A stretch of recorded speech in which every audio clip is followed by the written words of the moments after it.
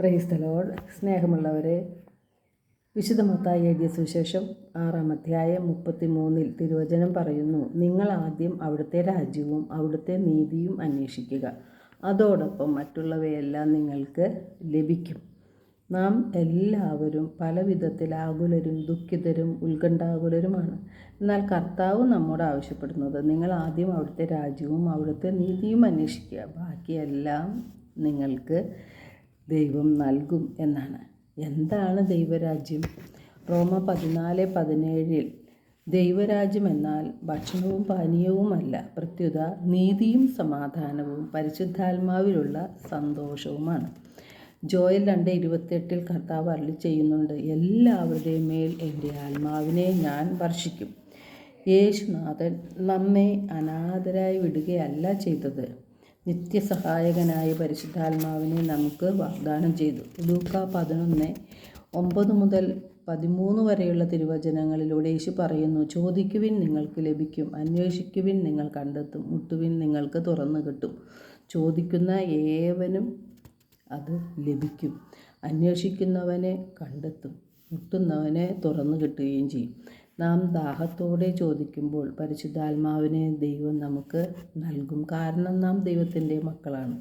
യേശു പറയുന്നു, മക്കൾക്ക് നല്ല ദാനങ്ങൾ കൊടുക്കാൻ ദുഷ്ടരായ നിങ്ങൾക്കറിയാമെങ്കിൽ സ്വർഗസ്ഥനായ പിതാവ് തന്നോട് ചോദിക്കുന്നവർക്ക് എത്രയോ അധികമായി പരിശുദ്ധാത്മാവിനെ നൽകും. നാം പരിശുദ്ധാത്മാവിനെ ദാഹത്തോടെ ചോദിച്ചാൽ പിതാവായ ദൈവം നമുക്ക് പരിശുദ്ധാത്മാവിനെ സമൃദ്ധമായി നൽകും. ആത്മാവിനാൽ നയിക്കപ്പെടുന്നവരെല്ലാം ദൈവത്തിൻ്റെ മക്കളാണ്. റോമ 5:5 തിരുവചനം പറയുന്നു, പ്രത്യാശ നമ്മെ നിരാശരാക്കുന്നില്ല, കാരണം നമുക്ക് നൽകപ്പെട്ടിരിക്കുന്ന പരിശുദ്ധാത്മാവിലൂടെ ദൈവത്തിൻ്റെ സ്നേഹം നമ്മുടെ ഹൃദയങ്ങളിലേക്ക് ചൊരിയപ്പെട്ടിരിക്കുന്നു. നമ്മുടെ പ്രത്യാശ ദൈവത്തിലാണ്. നമുക്ക് ദൈവം നൽകിയിരിക്കുന്ന ദൈവത്തിൻ്റെ സ്നേഹമാണ് പരിശുദ്ധാത്മാവ്. റോമ 8:32 സ്വപുത്രനെ പോലെ ഒഴിവാക്കാതെ നമുക്കെല്ലാവർക്കും വേണ്ടി അവനെ ഏൽപ്പിച്ചു തന്നവൻ അവനോടുകൂടെ സമസ്തവും നമുക്ക് നൽകാതിരിക്കുമോ?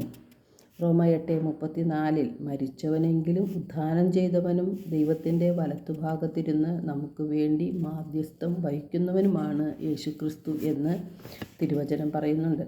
യേശുവിൻ്റെ നാമത്തിൽ പിതാവ് അയക്കുന്ന പരിശുദ്ധാത്മാവ് നമ്മിൽ നിറയുമ്പോൾ പാപങ്ങളെയും പാപസാഹചര്യങ്ങളെയും ഉപേക്ഷിക്കുവാൻ നമുക്ക് സാധിക്കും.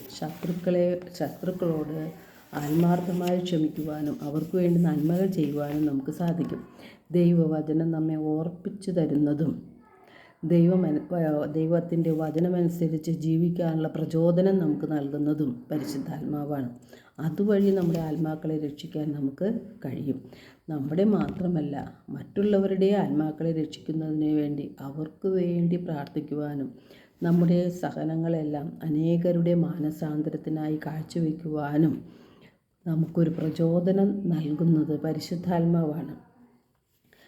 പരിശുദ്ധാത്മാവ് നമ്മിൽ നിറയുമ്പോൾ നമുക്ക് സന്തോഷവും സംതൃപ്തിയും സമാധാനവും ലഭിക്കും. എല്ലാവർക്കും ഒരു നല്ല ദിനം ആശംസിക്കുന്നു. ദൈവം നമ്മെ ഓരോരുത്തരെയും സമൃദ്ധമായി അനുഗ്രഹിക്കട്ടെ.